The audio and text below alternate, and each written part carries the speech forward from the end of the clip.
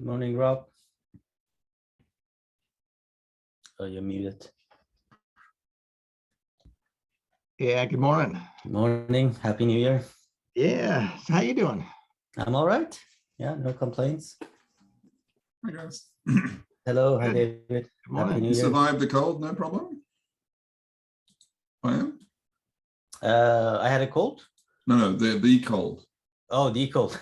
But like it was minus 16 a couple of weeks ago. No, yeah, it's fine. It's not too bad.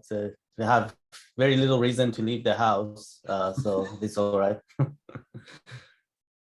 How about you? Good, no, good. Stomping around in the snow quite a bit, but no, it's good. Yeah. No, I've been doing quite a lot of reading in category theory, actually. I found some of the latest stuff that they talk about very interesting. There's something called what's the correct name for it?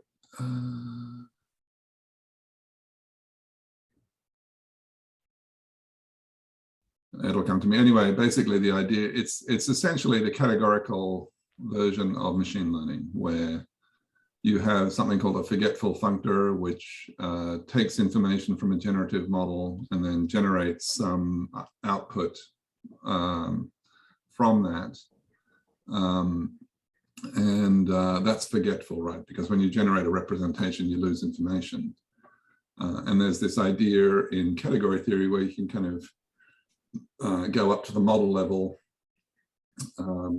and then speculate about how you could generate that, all the different ways in which you could generate that data, which is kind of counterfactuals.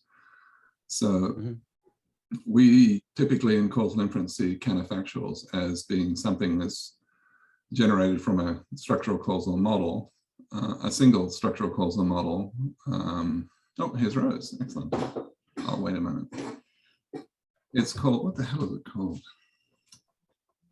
I have to look it up now. It's going to drive me crazy.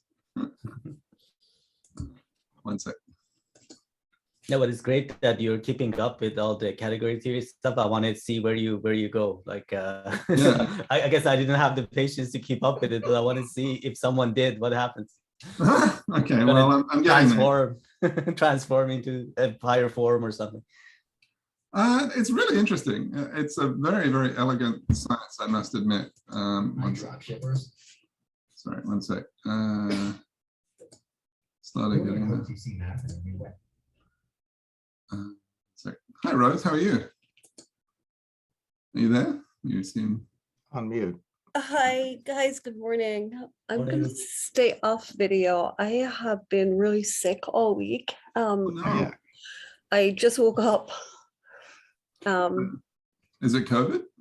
No, I got my booster on Monday and it just completely knocked me out. Yeah, the same for me. Like my booster really killed me for a few days. Oh my God. Yeah, I had no reaction to the first two, but this one, I haven't felt as sick in years. Oh, wow.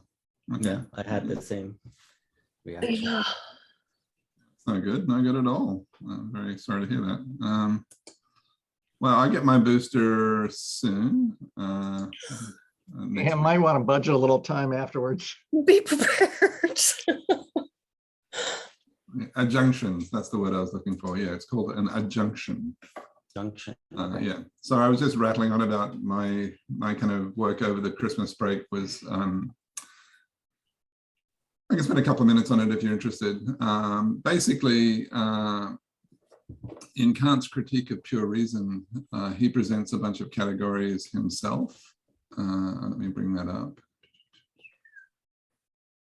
That's categories. What is that? So I'm curious, does the categories that Kant talk about, does that relate at all to category theory? Was there a category theory during Kant's life? No. Okay. But there was Aristotelian categories, which are very related. So let me just close this down. 1 second.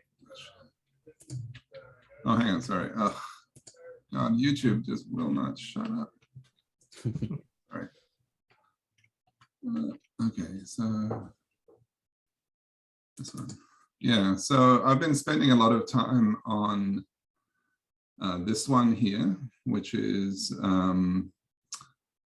so Kant's version of the categories is closer to mental states than it is to states of a parameter.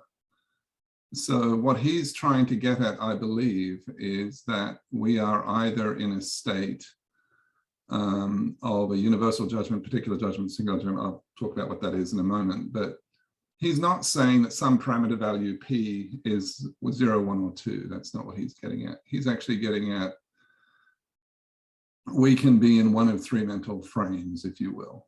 Okay, so this gets into system 1 and system 2. So what Kant's trying to get at, my understanding is at least, is that if you switch off your, oh, that's the second one. That's not the right one. Sorry, I'm looking at the wrong categories. Where's the right one? Fine. Sorry. So that's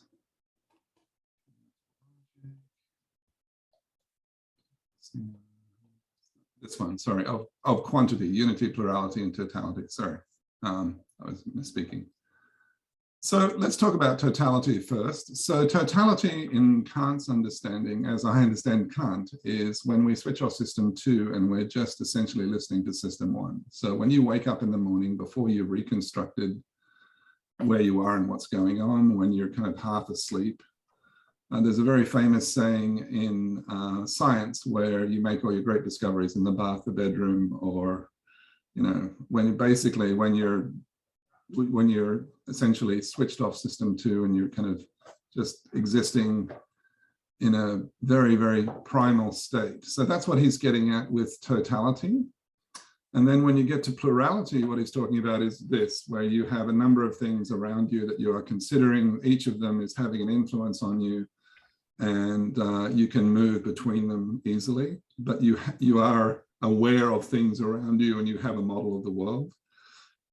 And then unity actually comes from McGilchrist, and McGilchrist refers to this as grasping. So that when we grasp something, we essentially suppress everything else, right? So we basically try and exclude all influences from our consciousness and only focus on that which is grasped. So I've been trying to map those ideas into the modern version of category theory. So that's basically it. So the idea of totality is the forgetful functor, where essentially there was something that happened in the past, we can't recollect what it was, we've forgotten what it was, but it's having an effect on us now. And then plurality is the category, right? So when you have a bunch of things in a category, that's essentially what Kant is referring to as plurality, and then unity is grasping. But I'll stop there. But basically, I've been trying to come up with computational models where I can have my agents actually experience these 3 different ways of thinking about the world. So does that make any sense or not really? Sort of. Yeah, it does. It sounds very cool, actually. Do you mind dropping the link into the chat for the paper? Oh, for the paper, sure, no problem. That's not the paper. That was just what I was working on over the break. The paper, I'll bring it up right now. Oh, you wrote this. This is not. No, this is just my own thinking over the break. Oh, that's cool. Yeah. Yeah, no, that's just me. That was Kant's book, right? That you were just. This is the Critique of Pure Reason. Yeah. Oh, okay. That's what was up. Yeah. Okay, gosh. Yeah. 140 years ago. Okay, so on to the paper then. Let me bring that up. Oh, sorry, I wasn't trying to push this to the paper. No, that's fine. I don't want to dwell on it too much. It's very speculative on my part, but I'm just kind of giving you a sense of where I'm at. That's all. I even missed that we had a paper. Yeah, so it's the one that Bengio published at NeurIPS. Did any of you go to NeurIPS or attend NeurIPS? Yeah, I was sort of there. I couldn't attend too many sessions, but I was registered. And how was it for you? Did you see anything really interesting? I mean, I just pulled this out of nowhere just to. Yeah, there was a few things. Nothing related to Yeah, I didn't see anything that sort of stood out. There was one keynote talk about ant colonies and collective intelligence. That was really nice. Like they had some really nice videos of how like really stupid ants, they sort of work together to do really complex stuff without any intelligence. Yeah, if you once they release the video, you should go watch that video. It's really cool. To send me down a rabbit hole of like looking into like collective entities and intelligence without the machine learning part. So just adaptive systems in nature. So I've been looking into those, but yeah, a little bit different from the stuff we've been talking about. Very cool. Edmund Wilson just passed away too, if you're interested. Yeah, I heard. Yeah. Who did? He was a guy who did a lot of the original ant analyses. Yeah, he was the renowned world expert in ants. Biologist in the States, right? Yes, yes. Yeah, I saw that. That's very sad. So this is the paper I thought we could chat about because we kind of have this thread of all looked at causal inference. So this is Barenboim, Bengio, and a couple of others. Very interesting, very preliminary. Sorry, Rob? Yeah, no, I kind of got lost in the math, but the introduction was just extraordinarily interesting. Yeah, yeah, I agree. No, I think it's a fascinating paper. So let's just go through the, I think the best way of looking at it is actually to read the conclusion first, because that kind of summarizes it. And then we can kind of dive into the various bits. So let's, oh, that's the appendices. I've gone too far. One sec, sorry. It's very technical in the appendix, but they try and present a nice overview. Where am I going? Sorry. Okay, so let's zoom in on this bit and we'll talk a little bit about what they're trying to say. So first of all, they draw out a very significant distinction between the layers of Pearl's causal hierarchy, right? So in Pearl's causal hierarchy, we've got the 3 layers, and what they're saying is that each of those layers is independent from a neural network standpoint. You could train, if all you have is the output data, their claim is that some of the time you can get to the first level of Pearl's hierarchy. That's what they're trying to say here. So we have a structural causal model and it generates Pearl's causal hierarchy, and the level 1, you can train the data specifically to get to level 1. And then if you provide what they call a structural, the graph, the picture, I'll just scroll down, sorry, it's right here. It's easier if I just go to the conclusion. Here it is. Yeah, so let's just read through the conclusion.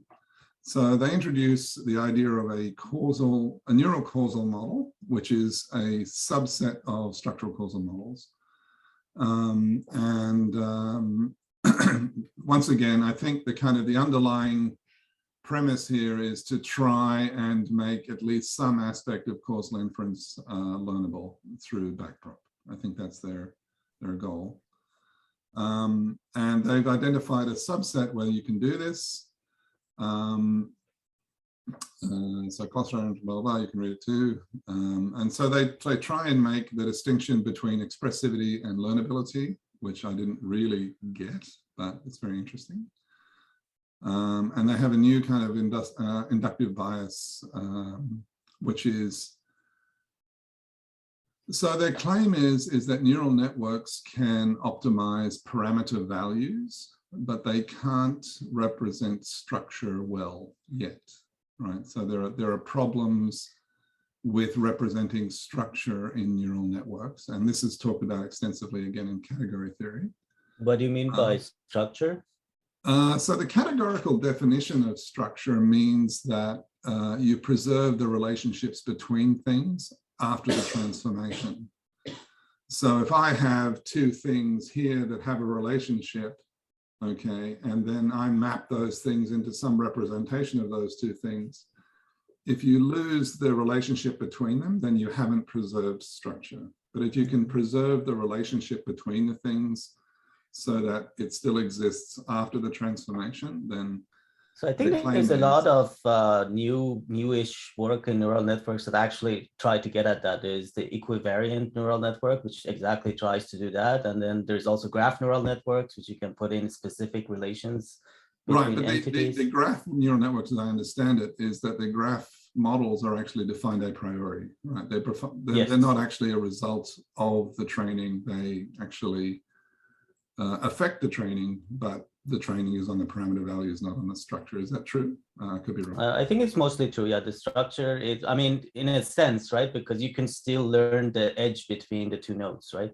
So in that sense, the graph structure is also changed, but you can't add nodes or subtract nodes. Right. Yeah. So I'm not an expert in that, so I won't try and speak to it. But I'm just trying to get at what they're saying here. So this part where they talk about this inductive bias to impute structure gets to the second level, which is the do calculus. So what they're saying is, as I understand it, which once again, this is just my understanding. There's a picture here. Where's the picture with yeah, this, okay. So what they're saying here is, and I don't claim to fully understand this, is that if you can impute the causal diagram somehow, if you can essentially infer the structure in some way from the structural causal model, okay, so they're saying that the structural causal model isn't our attempt at understanding reality. They're saying it is the underlying reality in this situation, and they're trying to draw out the underlying reality if they can. And so what they're saying is that there is a separate mechanic which isn't training each of the layers that make up the causal hierarchy from data. There's a separate thing which tries to impute the structure of the world from the structural causal model. And if you can do that and feed that into your neural causal model, then it's a lot more expressive, and you can make a lot more gain a lot more insight from from the data that you have, if you will. Right. So they talk about this as being an inductive bias, whereby you can somehow infer the model. Is that your understanding, Rob? Once again, I'm very vague. Yeah, like I said, I kind of got looking at the introduction, and then was trying to go back and look at Pearl too. Right. Right. But I think it was also, they were trying to establish sort of the boundaries of when you can uncover some representation of the causal structure. And to me, I mean, that's really interesting. So we've got this universal approximation theorem. Right. That works. And now what they're trying to do, as I interpreted it, was to say, okay, we can take that same type of logic and we can now do, under some circumstances, something like that causal structures. That's right. Yes, that's also my understanding. Yes. So, I mean, that was, to me, that was like oh, this is a really interesting part. Yeah. So it's pretty cool. And their ultimate goal, which I think is actually very noble, is to try and suggest that we could have elements of larger neural network systems that are attempting to both train the different levels of the causal hierarchy and impute the causal diagram from the data. And if we could have such mechanics in our traditional machine learning models, like if we could add that into the giant models that we already have, we may actually be able to do science with machine learning and basically impute the structure. How would you train such a thing? I guess that's the problem. Like, is it still training from Very just data? I agreed. No, it's an excellent question, and I don't think they kind of claim to have bulletproof answers here. They're just trying to venture into the unknown and see what's possible. Yeah, I think it's embedded there in definition 6 or something like that. Right. Yeah, a lot of math in here. Just symbolic math, yeah. It's actually very similar to category So something I never understood, maybe Rob or David, one of you might have. So I read Book of Why, and it sounds like really convincing, and it's all good. So I know the 3 levels of, I guess, causal hierarchy, and I guess Pearl argues that if you are at one of the, I guess, bottom levels, you need something more to go to the higher levels. It's impossible to just from data cross the bridge between the hierarchies, but humans do it, right? We don't have anything but data. You're born, you just constantly getting data, and like all these causal diagrams we draw, it basically came from raw data. It didn't come from anywhere else. We didn't get some kind of somebody giving us these graphs. So why is it? So where is that disconnect? Are we saying that we need so much data that it's impractical to do it? Because I think he argues that it's fundamentally not possible to cross the hierarchies without some outside knowledge. So I guess that's the part I always misunderstood. Like I don't understand what he's talking about with the hierarchies. Why don't you have a go, Rob? That'd be great.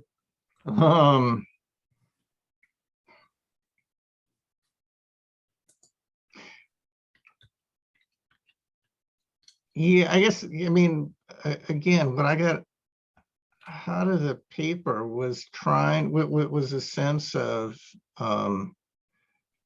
it was possible to cross those boundaries. Right.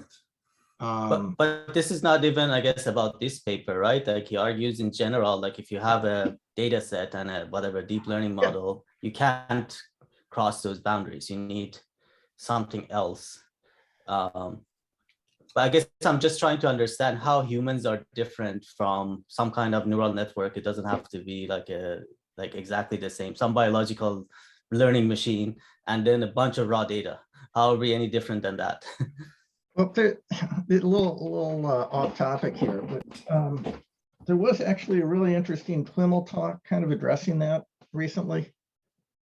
Which one? Yeah, I am subscribed to TWIML, but I haven't. Hold on, let me dig it up here. It was a person talking about sort of philosophy and childhood learning. Oh, okay. Very good talk. I would highly recommend it. But I mean, it's basically, it's the same question that you just posed, Payam. So I have a complicated answer, but let's investigate this thread. So I'll share the link that Rob shared with me. Oh, I got it now. For that video. One sec.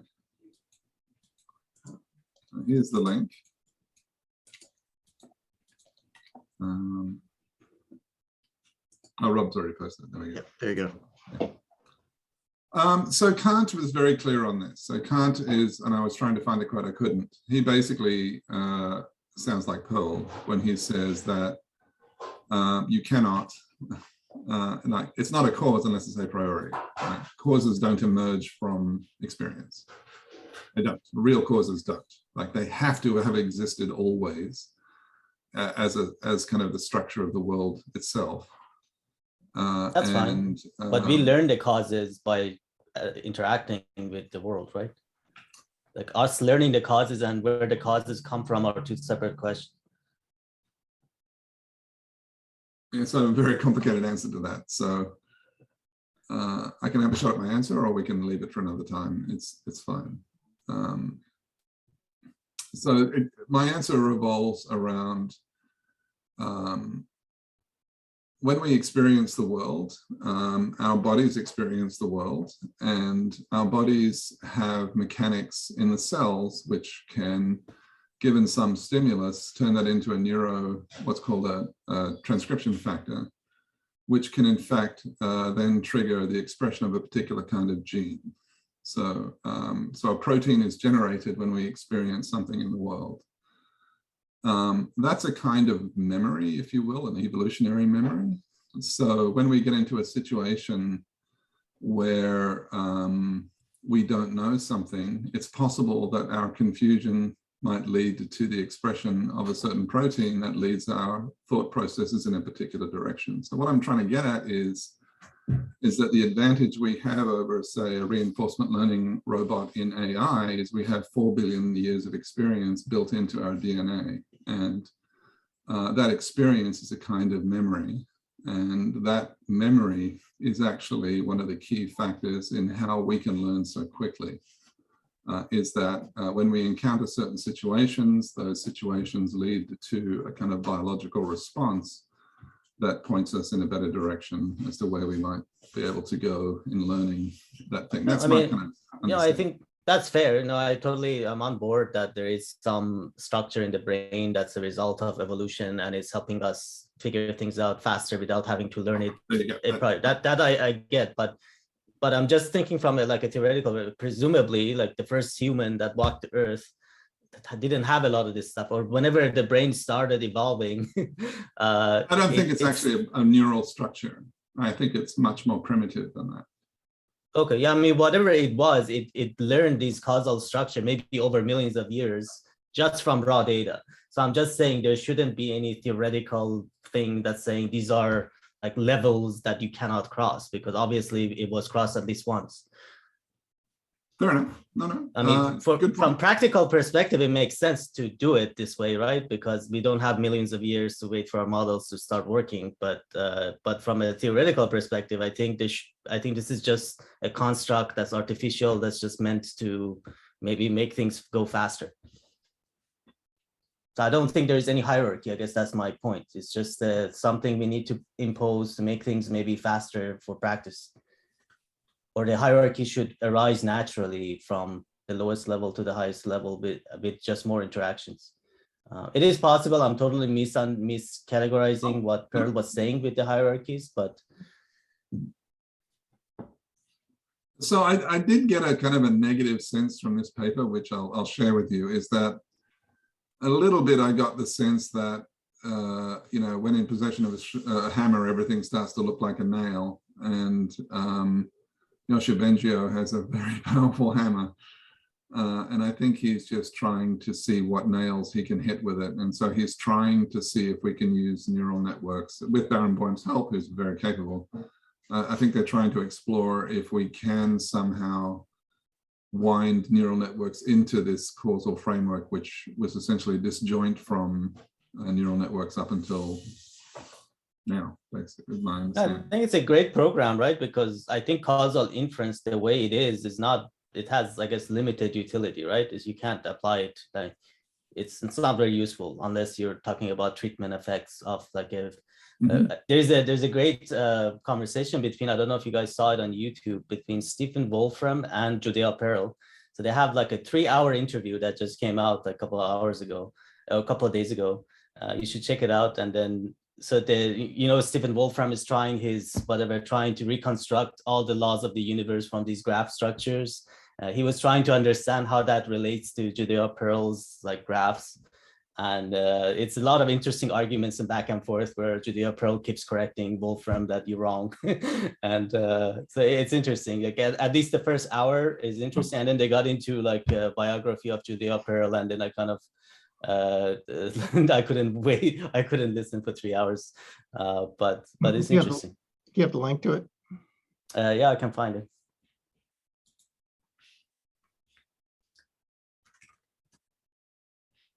Yeah, but I mean, the reason I said that, sorry, the reason I said that, I forgot, is at some point Stephen Wolfram asked him, okay, what is the largest graph you've ever worked with? And he says, oh, I don't know, maybe 30 nodes. So that's the largest graph that it can handle, like using this causal inference technique, which is like completely useless for anything real. So that's why it's not a coincidence that all these all these papers with super complicated math always show like a collider, and that's all they can do. There's like 3 nodes, they're connected, and the whole theory is built around that. Like you never see a graph with like 10 million nodes. So that's very interesting, because that gets right back to what's his name? The entropy guy. Shannon? No, the physicist, Boltzmann. Oh, okay. So around the time that Boltzmann came up with his atomic theory, it was exactly the same situation where we had, and I did this in my third year physics, where you can calculate the position of a neuron, like, of a proton, like, wow, you know, it's 17 pages of math, and oh, look, it's right there. No way. Sorry. The point. Sorry, I'm hearing. No, that's me. I just that's fine. trying to get the video there. So perhaps we should look at how Boltzmann tackled the problem, and also how Maxwell tackled the problem, because what they did is they made some assumptions about very large systems, and were able to essentially carry most of the logic and the math forward without being specific about where the individual kind of atoms were. They kind of made these approximations, but they were able to create this kind of higher order physics, which was very contentious. I'm sure that if this was... Yeah, I mean, that's one of the things I've been trying to connect with what we've been learning here for a long time. And I think lots of smarter people are trying and sort of not getting anywhere with it. But yeah, as you said, like how do you, like the whole idea of coarse graining, right? Which is common in many body physics, where you have billions of particles, and so they've discovered systematic ways of coarse graining into clumps of particles, and then eventually you get to, I don't know, temperature and pressure, and then so you get these higher order states, which are sort of the nodes in our causal graphs from like raw data, which is all these particles doing that.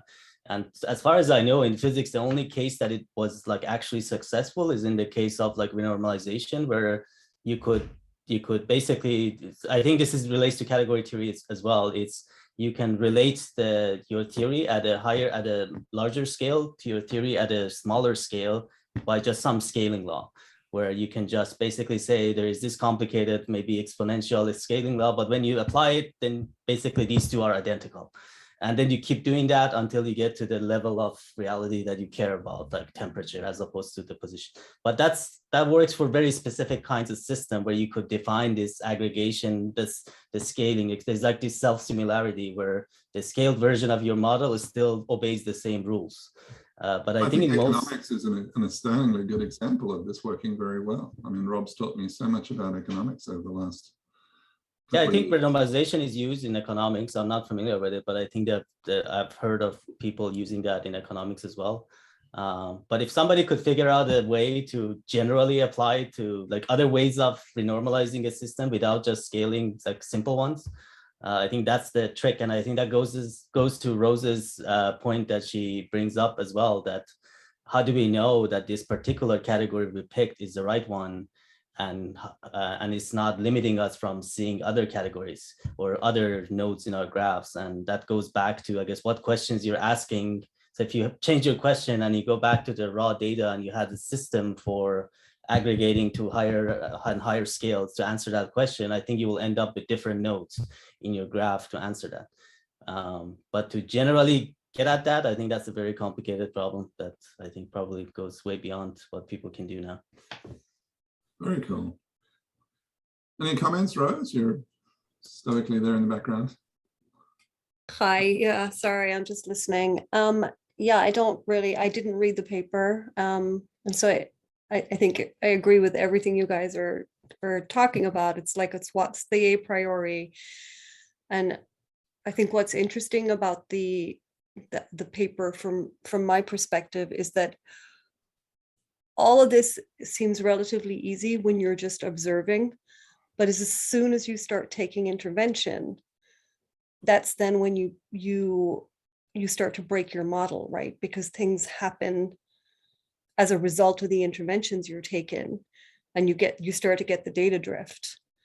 And if we have a graph of some form in there, then we should be able to predict what's going to happen with the intervention and change the model to align with that. Whereas if we don't have it, and basically the model is no longer reflecting reality. So I think that's the value that this brings, because it allows us to do interventions. Yeah, that's a good point you raised. I didn't see that. I guess I haven't read the paper, but we didn't discuss it. How do they? So I remember to go to higher levels of the hierarchy, you need to be able to do interventions, right? And that's why you can't just look at a bag of data because you don't know the counterfactual. So is there a way, like, how are they taking action in this system with the neural networks? Is it a reinforcement learning thing, or how do they actually take actions? Good question. Let me have a quick answer that. Yeah, that's a great question. I might take that one and chew on it. I mean, I think once you have the DAG in place, then anything that happens, you should still see that the DAG continues to align with the data. Right. Yeah, I'll just try and draw this adjunction concept for you. Maybe this might help. So I'm here at this state here, and I take some action that takes me over here, and I gain an observation of my updated state. Okay. But this is a representation, so it's forgetful, right? So I do the experiment and I measure the outcome as a single parameter, even though there are millions of things, millions of atoms involved in the experiment and all this other stuff, but I kind of, so there's a huge amount of information loss in this process where we get from this state to some other state. And so the other pathway is to take this value up into a model, okay, and then have that model at this higher level essentially make a prediction about what that state, what's going to happen in the model as a totality. And then we can sample that kind of updated model and we can come back down again. And if this value here is the same for both pathways, it means that we have a correlation between the two models, right? So this is the idea of the adjunction. So you have what's called the forgetful functor, which is this. But what's interesting is that category theory makes it very clear, and I find this fascinating, is that there are any number of these models that can generate this, right? And they're very explicit about this, right? They're not trying to hide the fact that there are many, many ways, there are many, many different realities that can generate this outcome. But the counterfactuals aren't within the model, they are of the model. There are many counterfactual models, if you will, right? So there are many ways in which we can lift this thing to a higher level, make a prediction, and then drop back down again. Some are right and some are wrong some of the time. But this structure I find very interesting, because my understanding of causal inference was that if you have a DAG, then there are many counterfactuals that the DAG can generate. This is the first time I've seen a situation where you have many, many models that are plausible, and you're trying to sift through those models to find the one that generates the most consistent data to what you see in the real world the most of the time. And then you work with that as your contingent model. And then when you get a better model that better predicts the world, then you shift to that. And this is what's called a free functor, meaning that it's free. It's not bound to any specific particular model. It's many, many possible models. So you can come up with free functors and try different parameter values, and those parameter values in your model will change the outputs that you get. And neural networks is this kind of thing, right? So we have a bunch of observational data, which is this kind of forgetful path down here. Okay, so we've forgotten how we got the data, but we have the data and we're trying to reconstruct the process by which the data was generated. And so we do that by elevating it to a model, making a prediction in the model, and then dropping that back down again. I just don't see this very often in the literature, this kind of process. I don't know why. Are we assuming that that generating an SCM is so hard to do that there's no possibility of generating many or parameterizing all the possible SCMs that there could be, or is that just too hard? I don't know. I'm just curious. Isn't this how I think the trick is one thing that sort of I guess gets swept under the rug is what goes into these models is often not clear, right? Like you're saying a state, but a state has infinite number of, it could be infinite dimensional. And to come up with a model that does this, there's infinite number of models that can do this. So the trick is, how do you pick from them? And I think that's the whole, I guess, the program of science is that, right? You're trying to model a universe that's too complex, and you guess, or you use neural networks, or you use whatever else you like, and then you try your best, and then it agrees to some extent with the data, and then you keep going, right? But neural networks makes the claim that it's the only model that you need, because if you have the neural network model, then all you need is data, because the neural network model can represent anything. Well, it can represent, but you don't have infinite amount of, I guess, observations and inputs, right? So given all the data in the universe, yes, it can represent. I'm not disagreeing with you. I'm not. But, and you already have an SCM defined to some degree by the parameters you select, right? Absolutely. We talk about, like, to some degree we've already done that. We've sort of put a limited. These are the objects that are really there by the parameter, or not the parameters, by the features that we've put in the first place. But there could be like hidden ones, right? That we don't know and are very important, right? Exactly. Yeah, exactly that, right? And so that's the a priori, and I think this is what's interesting about it, is like what they're talking about here is if we can try and force ourselves to recognize that there's something outside our model that we need to include. And so we go look for that, right? What is the latent parameter that's having an impact here? We go look for that. And then we try a new model. And then we realize, oh, there's still something broken. But we don't tend to do that right now. We tend to, oh, here's the way it works. And we don't update the model on an ongoing basis. And that's what that would lead to horrible drift, because essentially the latent parameters would be driving you all over the place. And right. So, yeah, but who's this we that doesn't update their models when they don't work? Well, I think in life, right, a lot of the time we don't. Absolutely, yeah. If you're a good scientist, you do. Is that true? So this gets back to utility. Like a bad model that's very cheap to implement that gives you good results most of the time is probably far better than an incredibly elaborate one that's error prone that will give you better results some of the time. So I think this comes down to the creation of reality, right? When are you actually observing reality, and when are you making when are you making it reality? If you have a very simple model that works most of the time, it comes to a point when that model actually creates reality, because our definition of the problem comes down to the model that's in place already. Right, it becomes an established truth. Yeah. Mm-hmm. Interesting. It's also related to the Kuhn, the paradigms, right? Like, let's say you have a model that works most of the time, but then there are some discrepancies.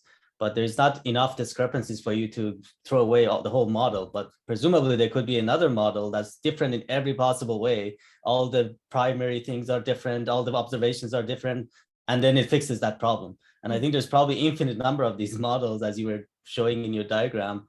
And it's really hard, like once you explain like millions of things, like the way we have, let's say in chemistry or something, you can explain almost everything, right? So it's really hard to throw all that away in favor of another completely new way of looking at things that maybe fixes a couple of problems, right? So I think at some point we are sort of bottlenecked by whatever observation, experiments, data we have. Because if you can explain that, there's really nothing else to do with the model. That's the best you can do. Unless you see a lot of discrepancies, there's no way to make your model better. Yes, the model has to be sour, if you will, right? There has to be something wrong with it. And then you can induce a paradigm shift. And Kuhn's very clear on this, which is if you don't have that sourness, like if there isn't a problem, if everyone isn't walking around, you know, in a mood of gloom and doom, you're not going to change the paradigm, right? Because it's good enough. It still serves its purpose. And I think that that actually creates a barrier to progress, or incremental progress at least, because these simple models that have become enshrined in our understanding, as Rose says, become truth. Like you can't challenge them. So It's certainly true in science. what about economics, Rob? How does this relate to economics in your opinion? Like there's so many wonderful models in economics that are very sophisticated, and clearly very smart people spend a lot of time working on them. Are they good enough, or is there a problem in economics where there's, you know, places where you just can't go because the models fall apart? Or Well, I'm not sure it's really a whole lot different. I mean, the models always fall apart. okay, And I mean, there is kind of a trade-off. It's the goodness, if you will, of the models is in part endogenous. So if everybody, you know, for instance, right now, I think there's a general recognition that better epidemiological models would be nice. So now there's an incentive to go do it. So we're probably going to get better models. And in that sense, if it's good enough, you know, so, you know, prior to COVID, sort of the world hadn't changed too much. Then, I mean, it was sloppy, but, you know, no one really utilized them too much. I mean, that's a good point. Like in economics, like there was, I just listened to this interview with Ray Dalio, which I'm sure you know. So basically the guy kept bringing up, the interviewer kept bringing up these theories from economic theory to get his, or finance theory to get his opinion. And he said, I don't know about those theories, but this is not consistent with my experience. I've been doing this for 50 years and I've been successful. Those theories, I don't know what they're good for. Nobody's using them. So I feel like it's almost a disconnect between people who actually apply economic theory, like in trading or whatever, and people who actually write equations down and publish. Like, I think they don't even talk to each other in some cases. Well, you know, it's actually changed a lot in the last 20 years. I mean, it used to be that most of the really good people came out of academics and stayed in academics. And now it's increasingly common for the good people just to, you know, go to work for Goldman or JP Morgan or hedge funds or stuff like that. So in that sense, there's a lot of stuff that's going on in the industry that is kind of proprietary, that actually people in academics can make a living by trying to mine. Oh, that's good to know. That's interesting. So, but and there's no kind of desire to have them published. I guess you can't make them publish, so I'll just keep it internal. And no, I mean, if you had something that generated a consistently profitable trading strategy, you know, you'd be kind of foolish to share it with the rest of the world. But also, I guess there's this tension between explanations and predictions, right? Like companies want to predict, they don't necessarily care about explanation. But then in academia, you care more about explanation, you don't care about prediction. So there's also that difference. Yeah, I mean, it's a, I mean, getting a little bit off topic here. It's a little more subtle. I mean, as I see it, what academics do is their view of the world is theory-based. In other words, we have a theory that generates a prediction. Okay. So the way academics kind of look at the world is they would say, okay, what does the model predict? So let me go out and estimate the parameters of this model, and then kind of let me then argue about whether those parameter estimates are actually consistent with the theory, underlying theory or not. And as I see the kind of the machine learning world is it's starting from a different place. In other words, it's trying to ask questions that it regards as important. And they oftentimes don't have a theory base. But that doesn't mean they're, anything, less valuable or less reasonable. If you want to be cynical, you can say, what academics spend their time doing is talking about what constitutes an interesting puzzle and an interesting solution to that puzzle.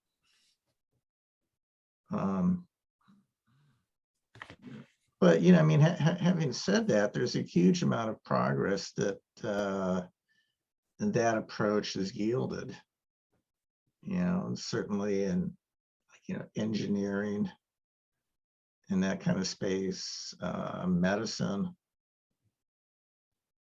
I mean, that correlates very strongly with my experience. For many years, I would gain insight and epiphany from looking at other people's code in software. But then I realized that that tapered off many, many years ago. And the only place I could find real novelty wasn't actually in the industry, it was actually in the academics.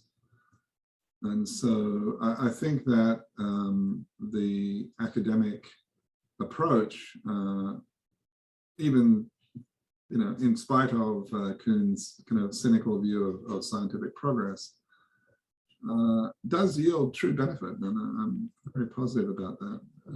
So, yeah, I feel like we almost need like a third approach. That's the hype. That's like I want to use the word more honest, because like in industry, I guess they just want to make money. So they don't care about the theories or science behind it, right? If you can predict the market more accurately than the next guy, you're going to make money, and that's what you want to do. And in academia, I guess, as Rob was saying, they're interested in solving interesting problems, not necessarily related or useful or at all related to reality. So I almost feel like there is a gap for something in the middle where you keep yourself honest by dealing with the real world data, making sure whatever you're saying is useful and consistent. I mean, not necessarily useful, but at least it's consistent with the world. But at the same time, you're trying to like understand what's actually happening in a mechanistic way, not in a machine learning way where you just get results, but you don't know where they come from. But I think that's maybe inconsistent with the incentive structures in both, right? In academia, you need to produce papers and get grants and all that. And in industry, you need to make money. So I feel like neither of those are conducive to getting at the truth, if that's what your purpose is.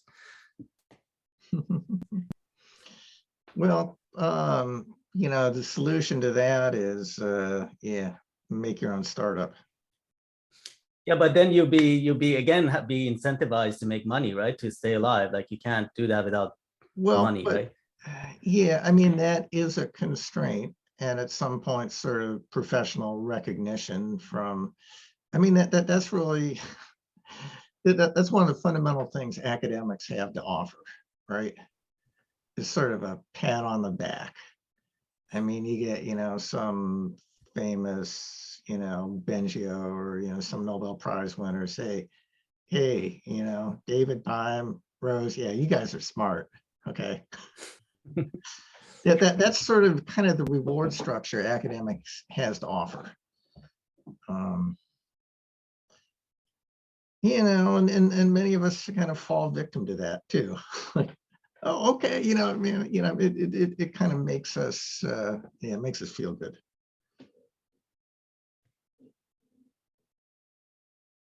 Okay, so we're coming up to time.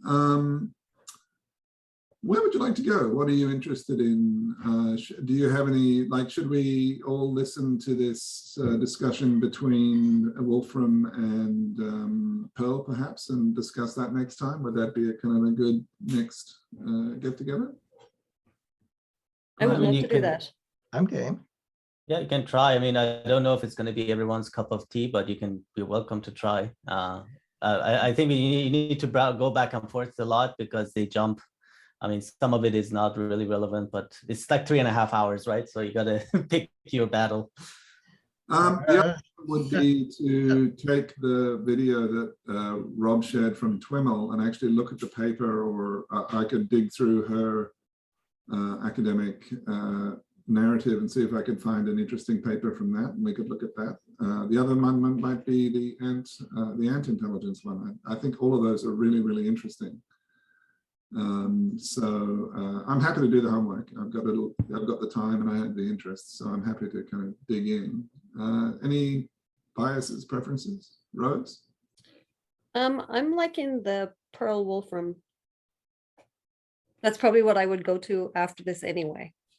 Okay, so let's do that. Yeah, but listen to the I can't remember the name of the lady, but man, she was good.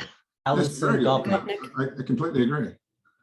And it was kind of like, I mean, you phrased it so nicely earlier on by him. I mean, it's basically, how do kids learn? Okay, they don't know anything, but yet they're able to deduce these models and these causal structures. How do they do it? And there are sometimes like wrong in cute ways that is very, I think, insightful, right? Understand, like sometimes they make interesting mistakes that adults don't, but it gives some clues as to what's happening inside their brain. So yeah, I'm totally interested. And we can do both. I mean, it's not. And I picked one. Yeah, I mean, I'm happy to look at Wolfram and. Let's do Wolfram, and then the week after we'll do the child one, because I haven't read any of her material, so I think it might be worthwhile to do. Is that okay? Yeah, I think I'd sit down with a bottle of wine instead of some tea, though. Sounds good. All right, everyone. Well, we're pretty much at the top of the hour. It's great to have you all back. Welcome to 2022, and we'll pick it up again next week. As usual, I'll post, and I'll also drop a post in the TWIML stuff if that's, and the TWIML Slack if that's useful. So, Okay. Awesome. Thank you. Thank All right. you. Have a good Bye. week, everybody. See you next take time. care. Bye.